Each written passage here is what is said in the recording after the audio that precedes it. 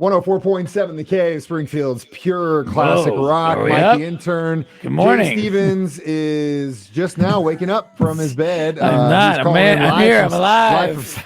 Live on his satellite from his bed, just rolled over. His bed is also the floor of our studio. I looked like I was know that. doing some shady stuff if over you here. ever come in for an interview and you see a blanket and pillow on the just floor, hop right in.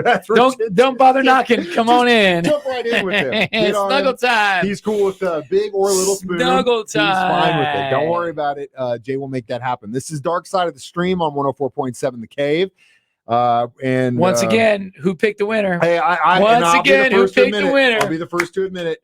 I give all the flack I give Jay, dude, those documentaries, and every time that I'm watching one he picks that's badass, what do? You say, I start blowing. You got me again. You're not Big even looking text, at your phone. Caps, and there's caps. like 6 texts from me about all this stuff, and that's exactly what happened with our choice this week. Misha and the Wolves. Hidden gem. Before we do this, I want to make this extremely abundantly clear. We always say, hey, there's going to be spoilers in this conversation, and there are. But I implore you, if you have not seen the documentary Misha and the Wolves, I would never tell people not to listen to the station ears. Or not listen to the podcast. Yeah, but I'm telling you right now, come back after and listen to the podcast. Do not listen for the next 50 minutes or so while we talk about this. Telling people not to listen, though. But I don't want them to ruin this because you told me exactly the same thing. You said we gave ample warning to watch it. We do give ample warning to watch it, but. And I talked about it. So what are they supposed to listen to if they don't listen to this for the next hour? Just when you hear us start talking, do what you do. Like just walk away or do what you do if I'm your wife. If I'm your wife, nagging at you to take out the trash. Fast forward it. Just I don't know. Do whatever you do. But literally heed our warning. Well, maybe let's do this because this one's so intense on the spoilers. As we're talking, when it's a spoiler time, spoiler section, and so then they can just close their ears. That's fine, but I don't want them to. Where are they going to go listen to some other crappy radio station for the next hour? Man. No, that's terrible. Yeah, I would feel bad. I would feel bad having them have to listen to another station in town with a bunch of losers. Before we talk about it, we'll say spoiler alert. Yes. So, I'll take my shirt off every time there's a spoiler. So in case you're just watching, you'll know. Spoiler alert. All right. Spoiler alert. Misha and the Wolves tells a story. Jay just fell out of bed again. What's going on? It tells a story of a woman from Belgium who, at one point, she's elderly. I think she was probably in her 50s or 60s at this point. She's Jewish and she's going to the synagogue, and it was on a holiday where she basically it's where you're supposed to deal with, pain and suffering. Go up and say something. Yeah, go up and say something, forgiveness, stuff like that. Anyway, she gets up and she, in front of all the people in the synagogue, tells a story about how she was a Holocaust survivor and that she was given to a Catholic family and they didn't treat her right. And she had found out that her parents, who, by the way, she didn't know what their last name was. She didn't even know her last name. That they had been arrested and deported back to Germany, and that was that. And you were with this family, and at 7 years old, decided to go find her family and set off on foot in Germany. And it was cold. How the hell did this 7-year-old girl survive this? Through the forest with the compass, only a compass telling her which way to go. Incredible story. And basically at one point, she gets interacts with these wolves. And they essentially kind of like protect her and they become help her family. Yeah, they feed her and stuff. Survive. They help her. And it's crazy. Protect her. And then everyone in the synagogue just like, oh my Lanta, this is unbelievable. And we'll tell you what happened next. It's Dark Side of the Stream on 104.7 The Cave.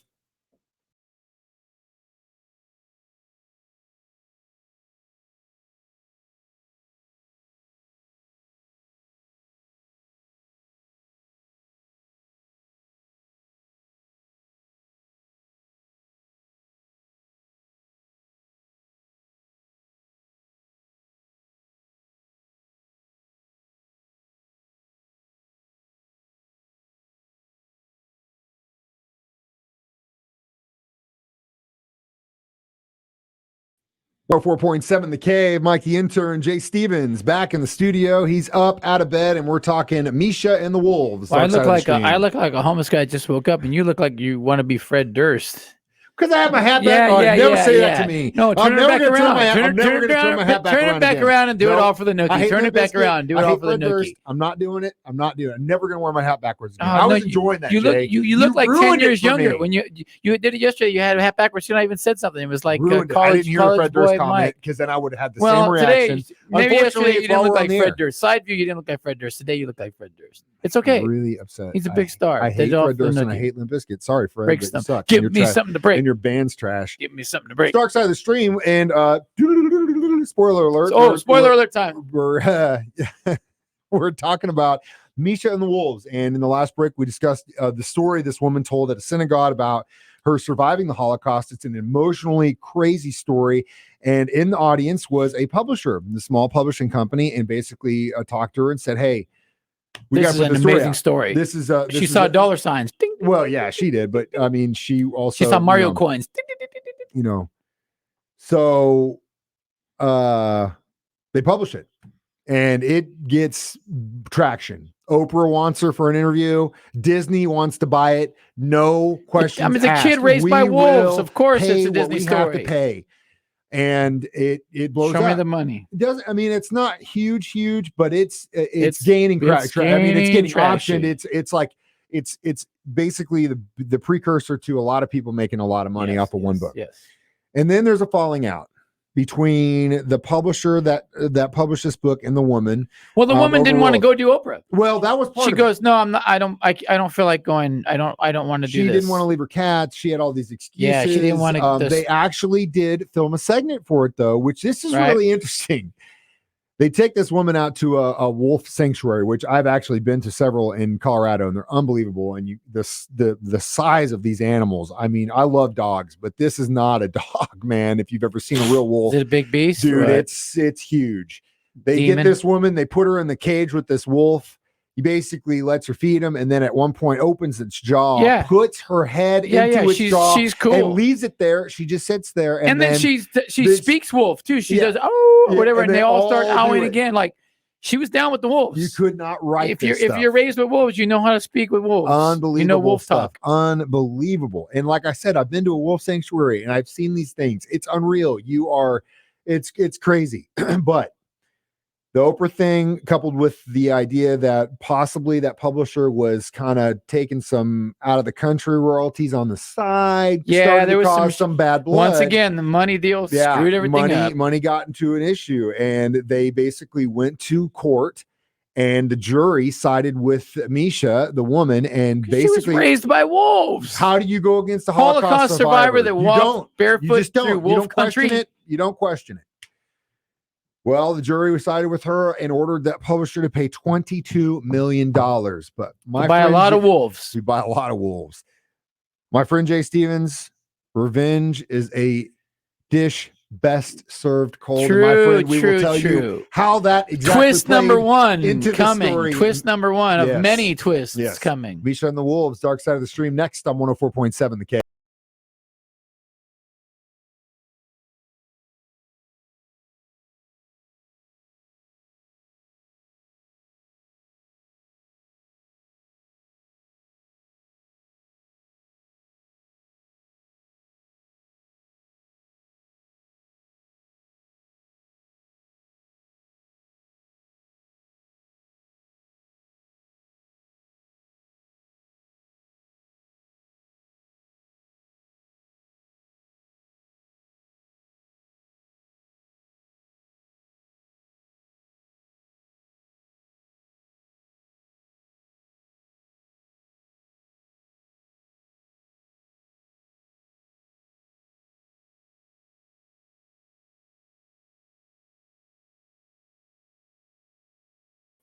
.7 The K. Mike the Intern, Jay Stevens in the studio, Dark Side of the Stream, discussing Misha and the Wolves. Jay fell back in his bed. He's back here. Spoiler alert. I'm haunted by wolves the wolves keep attacking him. God, you son of a man. That's so good. What's going on today? All right. So I've already told you, spoiler alert. Spoiler alert. It's Misha and the Wolves. And we talked about how this woman told the story of this crazy survival of the Holocaust, being on her own at 7, not knowing her family's name, being raised by wolves in the woods.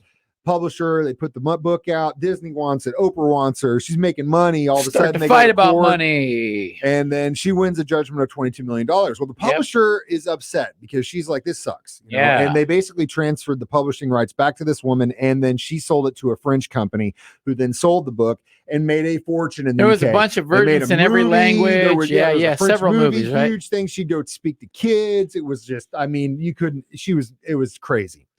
Well, the first publisher, she's like, man, this sucks. My publishing company's done. I just got ordered to pay $22 million. What the hell am I going to do? She starts going back through stuff, and she notices on a bank receipt that this woman wrote her real name and where she was born, which at this telling the story that she didn't know her real name. Know her name, and she didn't know where she was born, which that's weird. Raised a red flag. So they get this spoiler alert time. Involved. Spoiler alert time right here. This genealogist Close your ears for a second. Go to the bathroom. Who starts looking at the photos and going, man, things don't really match up. Her age doesn't match up. There's certain things, and then in the translation between the English version and the French version, her supposed name changes. And they're like, again. Why would she do that? That doesn't make any sense. And then they were even saying, like, look at the hands of the guy that was the guy that raised her. She said he was supposed to be a farmer, but he had like clean manicured banker hands. It was pretty hardcore. Yeah, it was some intense. So then it was like a rabbit hole of let's find everything about this chick. They needed a lady on the ground in Belgium to kind of go through city records, because the thing you find out in this documentary is that Europe, if it didn't get destroyed by war, they hold on to stuff. And in Belgium, they have records that go back a very long time. I mean, school attendance records, baptism records. Yeah. It's like that in the States. And they said during the Holocaust, only goes back so far. They would the record of kids, they would put them in like 7 different places. That whole thing is, we'll get to that. I don't want to get to that yet. Okay, that's deep crazy stuff. Wild. So wild, they wild. basically get in touch with this woman who is also a Holocaust survivor, who was given up and put into a Catholic family. Her story is unbelievable, but in the process of trying to figure out who her real family was, she became a genealogist because she had to get her own answers for her own personal life, and she became actually an expert. Good at the job. Yeah, right. That's great. And so the publisher gives her this information, says, hey, can you look into this and see if this is true, if she was put into this Catholic family, if she did everything she said that she did in the story. She can't find anything. Can't find the people's, her parents' name, supposedly. Can't find her name. Well, then they do a little bit detective work, and they figure out who she really is. And she's actually an imposter. Her father was a resistance fighter who ended up getting arrested and then turned and decided with the Nazis and gave up all of the names of the resistance fighters. So she was actually raised by her maternal grandparents and known as the daughter of a traitor, which I'm sure wasn't really great for her to grow up in. Party. And this Holocaust survivor is, it's horrific to pretend like you went through this, and because no one's going to question it. Yeah. And she's like, but at one point, she had a really good thing to say, which was, she's the victim and the villain in this story. And it's true. She was.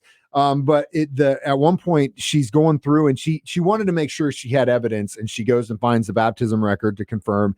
She goes to the school, which they find the records by the grace of God. And then, the other thing about Belgium, when the war was going on, when kids would be taken from Jewish families, they kept a record. The Belgian officials did secretly kept a record of where they were put with what Catholic families that were still in Belgium. Wild stuff. And the way they kept this list was 4 separate journals that were hidden in Belgium in 4 separate places. So if the war didn't go the way they wanted it to, no one would know where these kids went. Yeah, they'd have to find the 4 different pieces, the puzzle, like puzzles. Yeah. So, but if they did win, then they could put them all back together, and they could trace it later on, which is what they did, and why these things are able to be found out. So, yes, the woman was a fraud. It's crazy. Oh man, I was sitting there watching it, and I'm just like, oh my God, this is so tough. This is so, oh my God. And then all of a sudden I'm like, wait a minute. Why is Oprah involved? One of these twists. No, she got suckered again. Her and Epstein, man. They get them all. They always get Oprah. Everybody gets Oprah. We'll figure out how many wolves we give this documentary next. It's Dark Side of the Stream.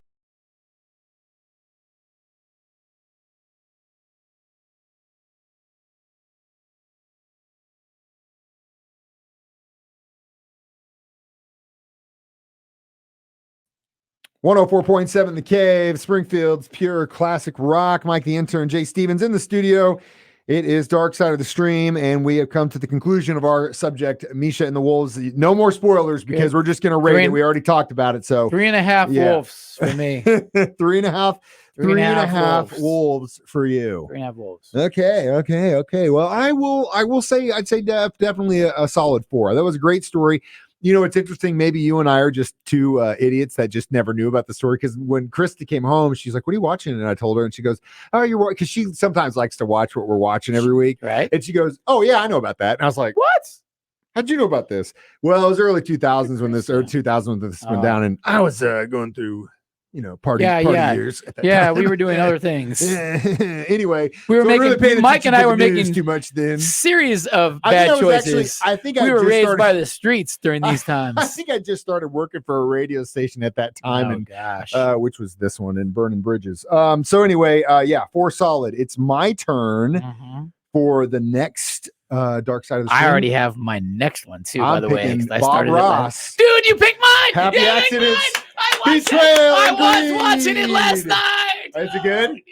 Okay, I'm halfway through it. Good. Yes, that was going to be mine. I was going to surprise you with that. Damn it. Now you got to do well. Damn you, Mike the intern. You got me going through these crazy ones. I kind of got jonesing for the crazy ones. So we're going to watch Bob Ross on Netflix next. Happy trees.